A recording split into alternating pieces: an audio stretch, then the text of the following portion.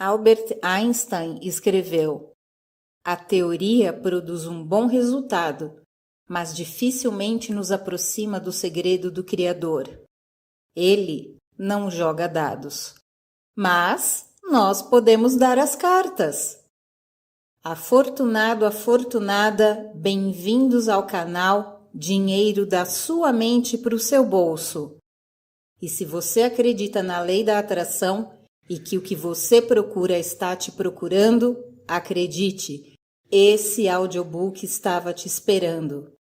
Aproveite a leitura e veja suas transformações acontecerem como uma mágica. O fim do sofrimento. Vivendo sem medo em tempos difíceis, ou como sair livre do inferno. Parte 1.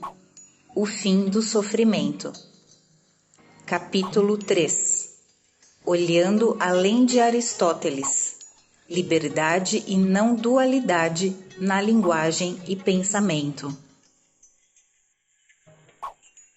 A realidade para nós é o que experimentamos. E uma vez que estamos condicionados a perceber usando a lógica aristotélica, ficamos presos a uma realidade dualística. Nossa estrutura de linguagem ocidental está enraizada na lógica aristotélica. Nenhuma palavra nem as sentenças permitem flexibilidade do pensamento abstrato fora de uma estrutura. Na verdade, é essa limitação da linguagem que torna tão difícil descrever a realidade não conceitual, não dual. Por sua própria natureza, o histórico semântico do pensamento de base aristotélica proíbe a semântica e linguística de desenvolvimento, além da construção de dois valores de ele disse preto e ela disse branco. Nossa linguagem não permite tons de cinza. É como o nosso sistema. Pode permitir vereditos apenas de culpado ou inocente. Devemos criar espaço para a cinza, para não falar de um pouco de cor. A lógica de dois valores fornece uma visão linear, unidimensional da realidade com limites claramente definidos de quem você é e de quem todas as outras pessoas são. Mas, se você vê todos os outros como separados e você como um indivíduo isolado, seus pensamentos e sentimentos tornam-se rapidamente ancorados na materialidade e fisicalidade, e você perde a consciência de sua preciosa natureza espaçosa. O resultado pode ser falta de empatia e foco totalmente em si mesmo. Nisso, autoabsorção tem-se a forte tendência de pensar apenas no físico, necessidades do corpo. Eu preciso de uma casa, um carro, um trabalho melhor, sexo, ou seja, tudo o que for, talvez. Quando o foco da atenção está na aquisição do que você não, aparentemente, sim, então você se encontra diretamente na caixa do sofrimento. Mas, na verdade, nada jamais nos fará felizes. A felicidade vem diretamente e continuamente da maneira como vivemos nossas vidas. Por exemplo, eu, Tard, coescrevi um livro anterior, Milagres da Mente, descrevendo os melhores dados da pesquisa psíquica, incluindo meu próprio trabalho em Stanford Research Institute. Achei um livro maravilhoso, mas simplesmente não consegui encontrar um diretor. Fiquei muito infeliz. Finalmente, conheci um editor que concordou comigo sobre o potencial do livro e concordou em publicá-lo. Depois de assinado o contrato, eu finalmente tive vários microsegundos ininterruptos de felicidade, antes de cair novamente em um estado de preocupação sobre como o livro seria anunciado e em quais programas eu apareceria para promover isso. Agora, uma década depois, aprendi a gostar do processo de escrever e espero que esse livro seja útil e deixe o futuro do livro cuidar de si mesmo. A mudança veio quando eu internalizei o ensino do budismo Dzogchen. Minha consciência se tornou mais espaçosa e autônoma. Minha sensação de quem eu sou não é mais determinada por quantos livros eu vendo. E eu deixei a ideia de que você é determinado pela sua posição na nova lista dos mais vendidos do New York Times. Nosso objetivo é encorajá-lo a superar o condicionamento de 2 valores, a fim de experimentar a vida sem preconceitos, não conceituais, nos conscienciais, na qual desistimos de julgar, nomear e agarrar. Eu disse muitas vezes que o mapa não é o território. Em outras palavras, nossa consciência condicionada não é a realidade. Por causa do nosso condicionamento dualístico, nossa educação, memórias e traumas, somos nós que damos todo o significado para tudo o que experimentamos, ao invés de algo fora de nós que tem um significado inerente. Em outras palavras, a flor não nos dá sentido. Nós damos sentido à flor. Muito desse condicionamento deriva da estrutura da nossa língua. Então, se nos tornamos conscientes de como as deficiências de linguagem limitam nossa experiência, podemos começar a criar novas ferramentas linguísticas que reconhecem as diferenças de experiências pessoais e as generalizações que vêm da maneira como usamos a linguagem. Por exemplo, no meu laboratório de laser em Lockheed, tínhamos um laser poderoso operando em 5.200 angstroms. Não havia dúvida quanto ao seu comprimento de onda, mas havia discordâncias apaixonadas entre os engenheiros quanto a chamar o laser verde claro ou azul. Na verdade, não há separação fixa entre verde e azul, porque eles se encontram em um espectro que é absolutamente indivisível do vermelho ao amarelo para o azul. Atribuímos arbitrariamente as palavras azul e verde com base em nosso condicionamento, percepção e experiência. Conforme mudamos nossa consciência de linguagem, vamos mudar a forma como vivemos tudo. Nós fazemos acordos sobre a linguagem, mas não vamos fingir que a linguagem acordada é imutavelmente verdadeira. Saindo do inferno livre. Na verdade, você pode escapar do condicionamento da mente aristotélica armadilha, que é realmente baseada no ego, onde sua atenção está fixada em quem você pensa que é e o que pensa que está fazendo, realizações versus relacionamentos. A única liberdade é a autorrealização, normalmente oculta, mas intuitiva. A liberdade duradoura é alcançada mudando totalmente de ideia. A liberdade, entretanto, é um processo descontínuo. Você está livre ou está preso. Você não pode ter liberdade total até que seu último dedo esteja totalmente fora da areia movediça ou fora da prisão. Você muda de ideia ao acordar para o fato de que o meio socioeconômico e cultural é apenas uma história. Isso pode significar até mesmo quebrar as regras. Sempre temos a capacidade de dizer liberdade. Eu não vou fazer isso. Como os existencialistas sabem, não existe tal coisa como uma compulsão. Você está sempre livre para escolher. Você atinge a liberdade pessoal quando você finalmente internaliza que é livre para escolher.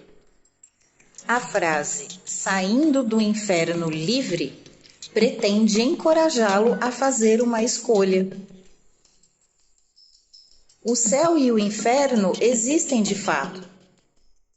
O paraíso é a experiência que você tem quando você experimenta a paz, a alegria e o amor.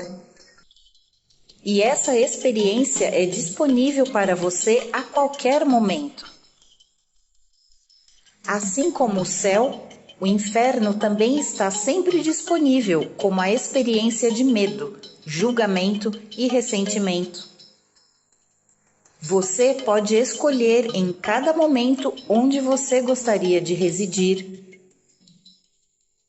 Se você encontrou uma maneira de acalmar a sua mente, observe seus processos de pensamento.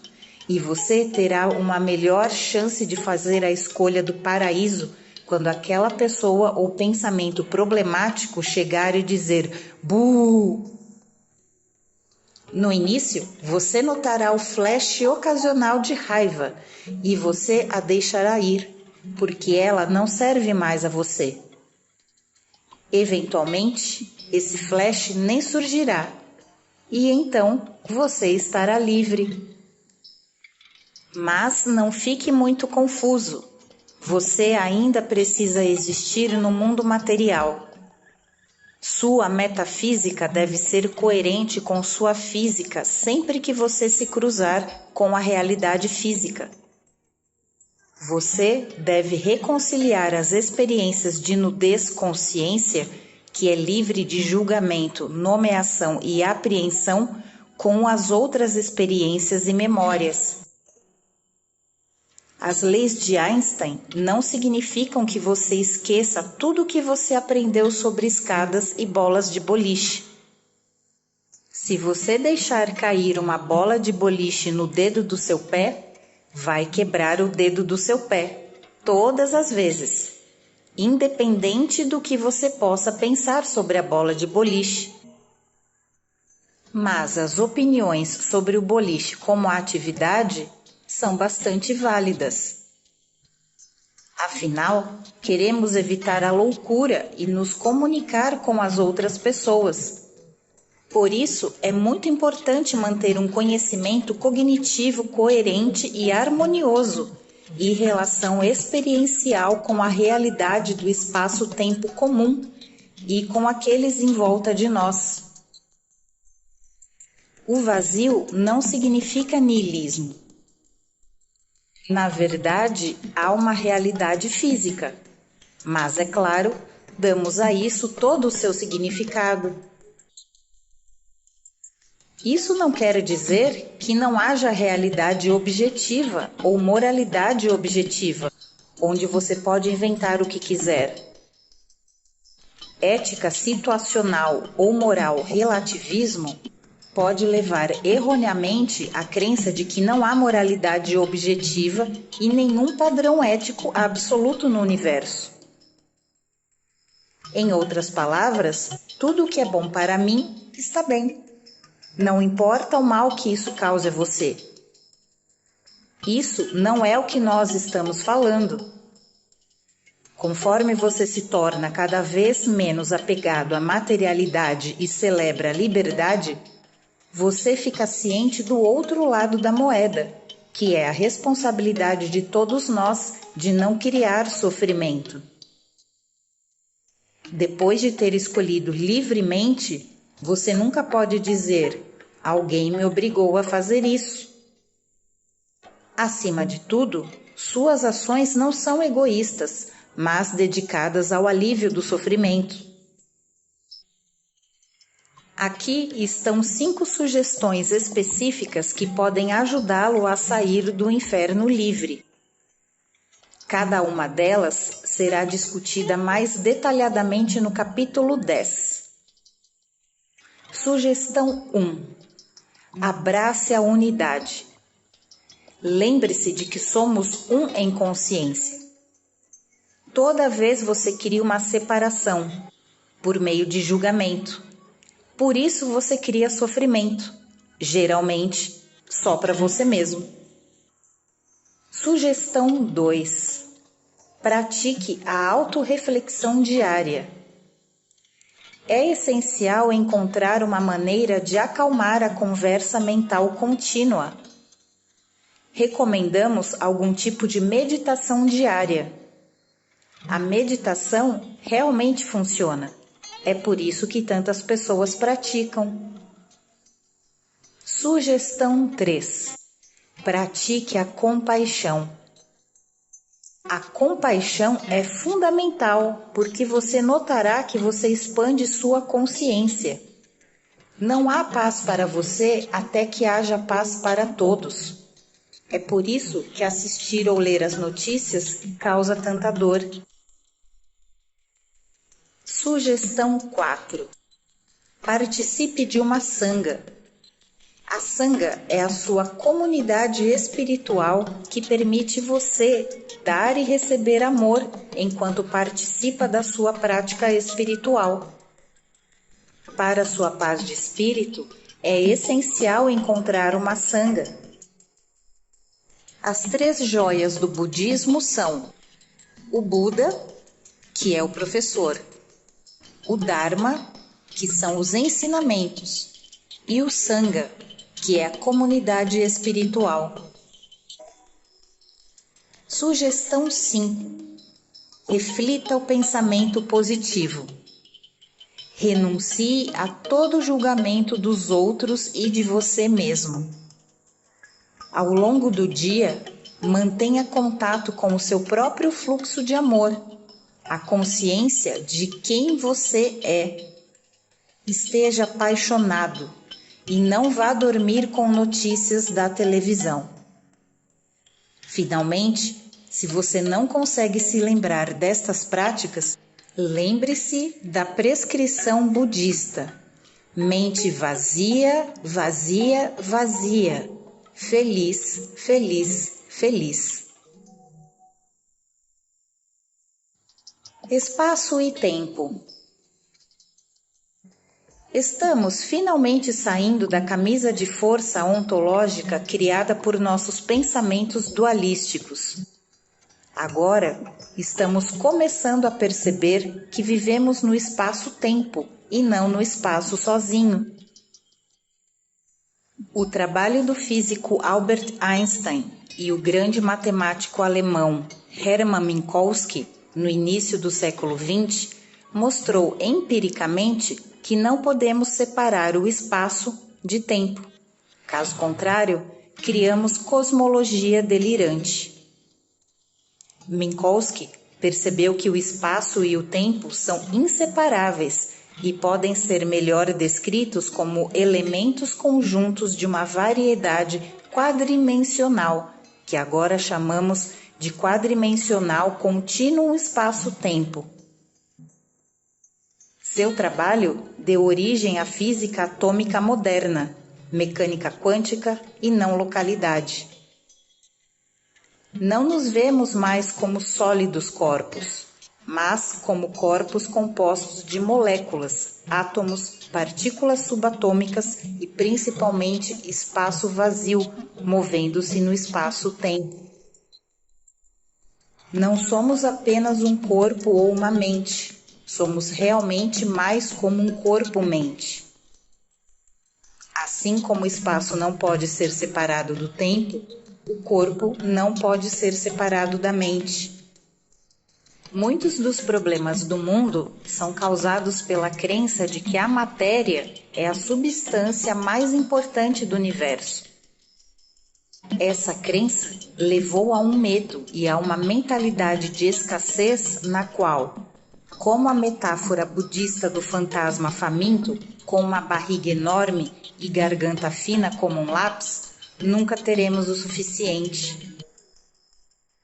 Não me admira que ficamos confusos quando vemos anúncios em revistas de eletrodomésticos nos dizendo para comprar suas coisas para mostrar quem realmente somos, ou que podemos demonstrar amor extraordinário com um anel de diamante da Cartier. O materialismo é um problema porque cria uma distorção de quem somos. A mentalidade de medo e escassez cria competição, um conceito de eu contra eles.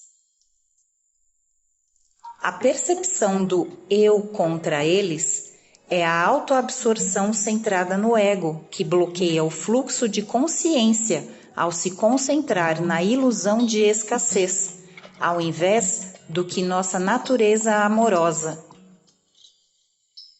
Se você está focado em suas próprias necessidades, você não está capaz de dar e receber amor, que é o sentido da vida. Na verdade, o fundamento do nosso ser é a própria consciência coletiva.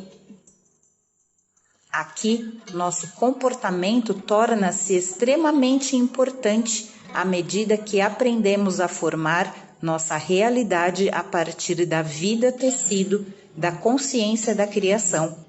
Portanto, à medida que avançamos em direção a nós mesmos, há uma liberação. Torna-se criticamente apropriado entender eventos como manifestações de nossa escolha e liberdade. O livro de James Tracy, Não Pare Sua Mente, descreve o filme moderno O Dia da Marmota como uma incrível parábola zen. No filme, o herói desempenha um jornalista que vai cobrir um evento no Dia da Marmota. Ele passa pelo seu dia e então vai dormir, mas quando ele acorda no dia seguinte, é uma repetição do dia anterior. Depois que diferentes dramas se desenrolam e são relatados, o jornalista percebe que seus dias são todos iguais.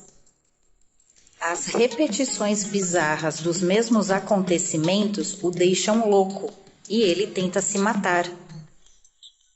Mesmo se ele se matar, no entanto, ele ainda acorda no dia seguinte e tudo começa de novo como antes.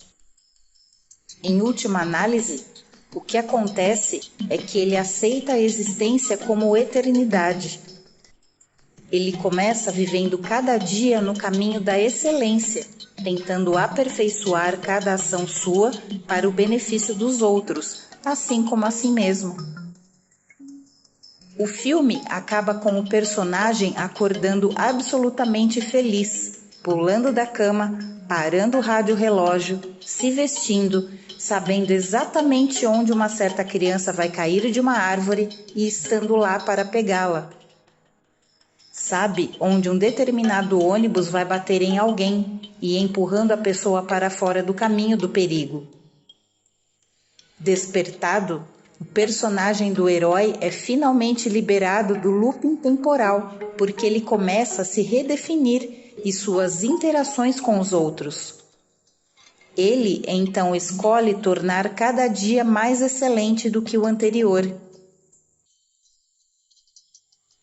Antes de compreender nossa verdadeira natureza, muitos de nós conhecemos a vida cotidiana aceitando-a pelo valor de face e não olhando além, abaixo, dentro ou acima. A maioria de nós está absorta na rotina do dia a dia, as mentes paradas no que nos rodeia. A experiência do despertar que buscamos nos permite ser conscientemente atentos ao nosso entorno, ao invés de inconscientemente inconsciente. Isso afasta-se do mundo egocêntrico de eu, como o centro do universo, e em direção à amplitude da mente, com o seu tremendo poder de trazer novos propósitos, cura e luz nesse mundo. A mente tem tanta capacidade latente que pode potencialmente refletir cada interconexão do mundo, e podemos aprender a experimentar isso. Começo com os métodos do perdão, afirmações e meditação, que serão explicados mais tarde. Cada um de nós pode dar um grande passo em frente ao processo de autorrenovação, reconectando-se com um universo repleto de vida e consciência. Em setembro de 2004, a Newsweek dedicou mais de 20 páginas para informar aos seus leitores sobre a importância da ciência da mente e do corpo. Infelizmente, concluiu que a alma é um tipo de computador de bolso. Ele nos disse solenemente: a neurociência moderna mostrou que não há usuário. A alma é, de fato, simplesmente a informação da atividade do processamento do cérebro.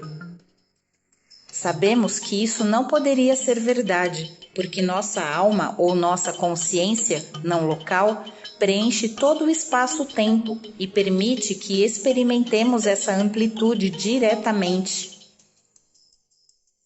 Sir John Eccles, biofísico ganhador do Prêmio Nobel, acreditava que o mundo da mente manipula o cérebro quando tentamos relembrar uma memória-evento, recapturar uma palavra ou frase ou expressar uma série de pensamentos criativos.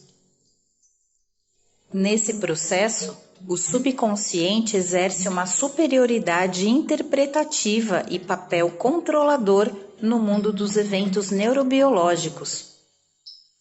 Isso pode ser observado por pessoas sensíveis, que às vezes percebem estímulos externos antes mesmo de qualquer processo cerebral físico ocorrer.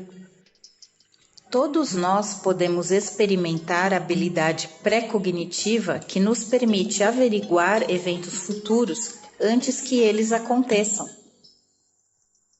Incidentes de habilidade pré-cognitiva foram relatados desde a antiguidade, por exemplo, o oráculo de Delfos, os relatos bíblicos de Jesus predizendo seus sofrimentos futuros e experiências de laboratório em todo o mundo para o século passado. Anteriormente, a ciência convencional ignorava a psi, ou a psíquica pesquisa, porque esses experimentos não eram repetíveis sob encomenda.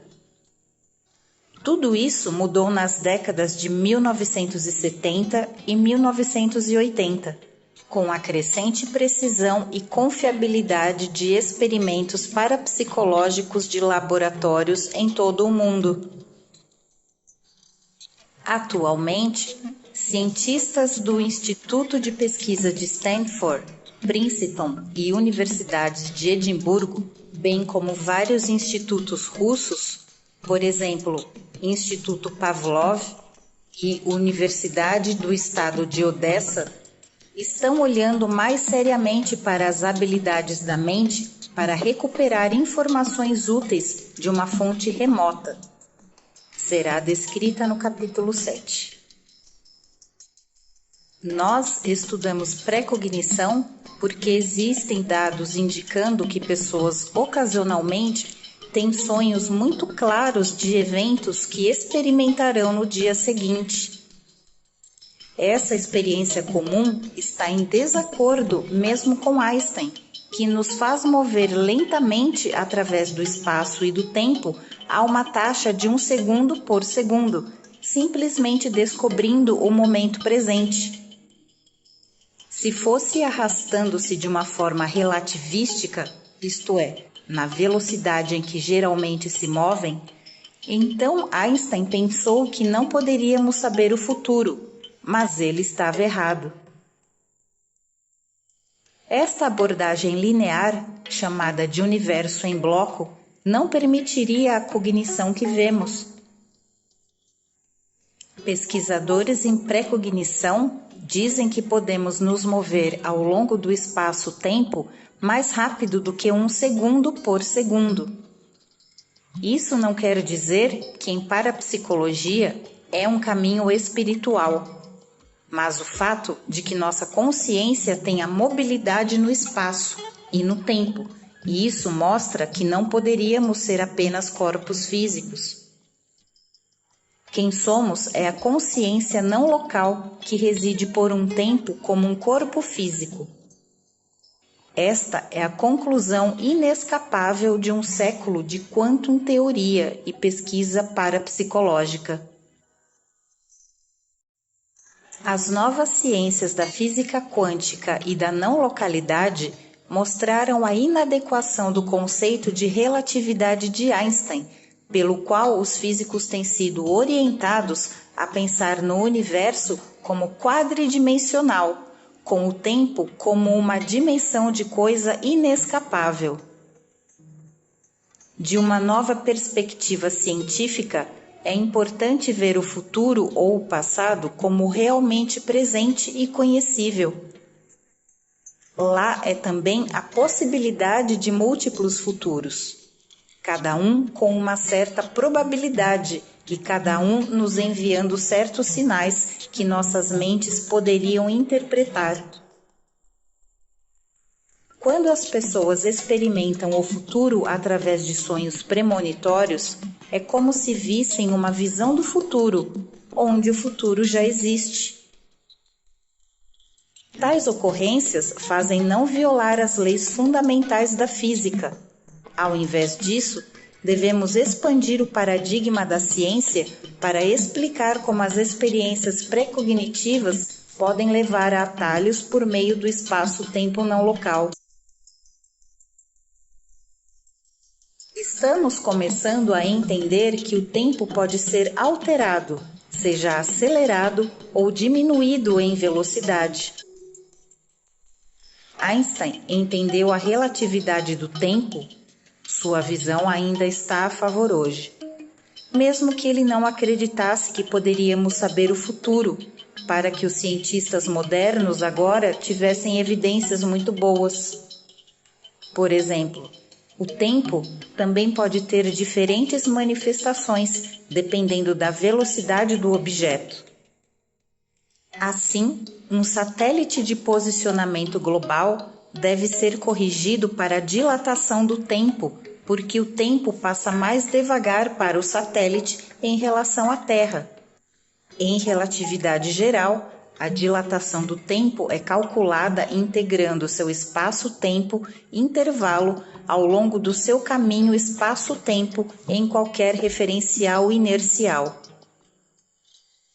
Isso me traz à mente o famoso paradoxo dos gêmeos, um experimento mental na relatividade especial. Irmãos gêmeos decidem que um deles vai ficar na Terra, enquanto o outro vai a uma viagem espacial em um foguete viajando quase na velocidade da luz. Quando o gêmeo viajante finalmente retorna à Terra, observa-se que ele é muito mais jovem do que o seu irmão gêmeo terrestre, dando origem à crença amplamente difundida de que viajar mantém você jovem. Este é um fenômeno verificado experimentalmente chamado dilatação do tempo. Mas o tempo não é o que o seu condicionamento pode levar você a acreditar. Assim, para acabar com o nosso sofrimento, precisamos mudar nossas crenças, que são baseadas em uma percepção restrita do espaço-tempo e uma visão de mundo restrita. O que então significa uma visão de mundo restrita? No século XX, ótimos avanços aconteceram no pensamento científico. Muitos cientistas agora admitem que devemos deixar de lado a velha ideia do determinismo, que cada estágio de vida à existência é completamente controlada por aquilo que já existe, que é: a ciência começou a concluir que a escolha consciente pode dominar o acaso ou o determinismo. Outra mudança ocorreu na rejeição da matéria como base da realidade física, uma noção que tem sido considerada sacrossanta desde a publicação dos Princípios de Newton em 1687. A visão de que a matéria é a base da vida é agora vista por muitos como uma ilusão. Uma terceira mudança ocorreu em nossa percepção de tempo, não apenas em mudar o nosso conceito linear, mas em confirmá-lo como uma construção arbitrária. Embora a própria existência do tempo nos tenha permitido realizar a saber coisas dentro da nossa fase evolutiva da vida, temos agora comprovada a teoria de Einstein de que o tempo relativístico pode ser acelerado ou diminuído em velocidade. Em reconhecimento da profunda totalidade da natureza, outra mudança em nosso pensamento está começando a ocorrer. Nossa capacidade de ir além do limitado de oportunidades do processo do pensamento dualista de Aristóteles, que, como já disse, é a base de grande parte da ciência e religião ocidentais. Essa mudança permite a escolha. Isso nos liberta das limitações da lógica de dois valores. Coisas que parecem polos opostos são, na verdade, complementares ao invés de antagônicos. Na música, por exemplo, sem a experiência da dissonância, não reconheceríamos a harmonia. Sem nosso conhecimento do caos, não apreciaríamos a ordem. Como claro e escuro, esses polos opostos são, cada um, manifestações de um único todo. Nós vemos a nós mesmos como distintos do nosso condicionamento e da nossa história. Mas muitos agora acreditam que é a consciência não local, ao invés da matéria, que é a base do tudo sendo, que será explicado no capítulo 6.